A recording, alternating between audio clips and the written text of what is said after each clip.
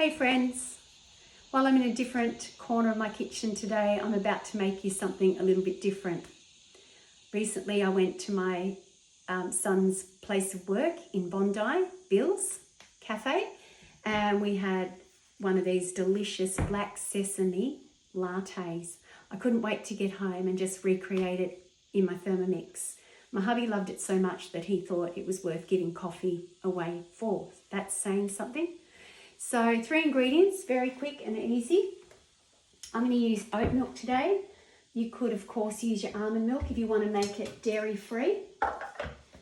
It's no added sugar, so minimal sugar and unsweetened. So that's generally the choice of milk, nut milk that I will buy.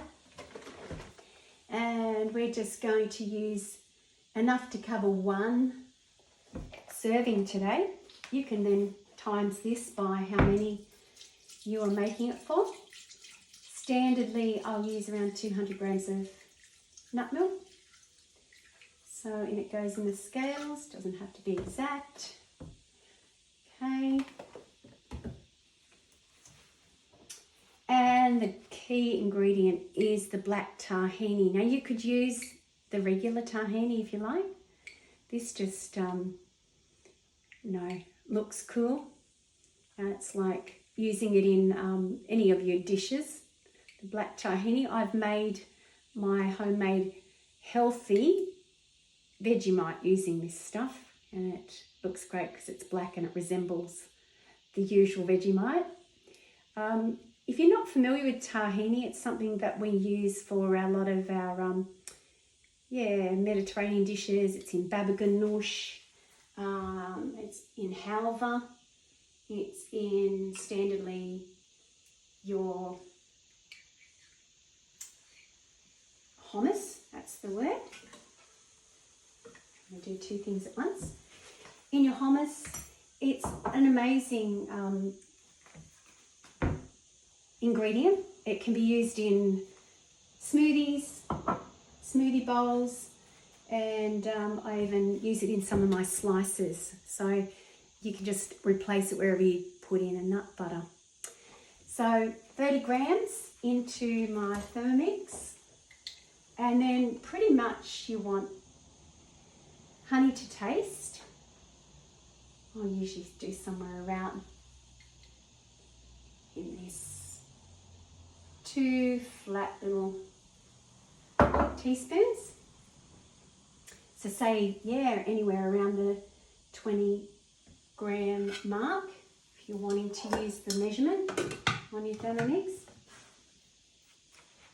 And then all we want to do is, like anything, when we make lattes and milks in the Thermomix, you want to bring that temperature up, probably looking around about the 3 minutes. Just set it for 3 minutes and see how you go. I usually do around the 80 degrees, so you're just going to monitor, watch how quick it comes up to that. And speed 4, because that'll give you the foaming froth on top. So as I say, tahini is one of those things that is great to keep in the pantry and just be able to use from time to time because it's so rich in nutrients. You've got, it's one of the highest food sources of calcium. It's rich in selenium. It is just ground paste of sesames. You can do this in your own Thermomix if you've got an abundance of sesames. And what you've got here is just the oil that's separated. So it's a high in fat, but it's a good fat. And I can sometimes, if I'm out of milk, it just replaces. It can be zipped up in some hot water to just replace any milk. So as you would a nut butter, you can replace it with your tahini. Generally I use the regular, but the black's a bit cool, don't you think? So always give it a good mix because that's where you've got the oil separates, and you just want to make sure that you're going to get the smooth paste in the bottom. Alright, we're looking good. It's up to 65 degrees, so depending on how hot you like it.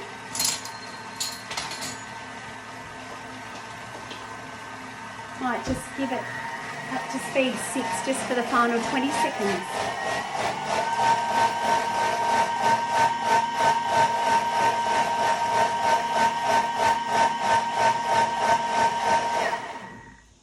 Usually just takes over a minute and a half at the most. Definitely need your double-walled glass for this.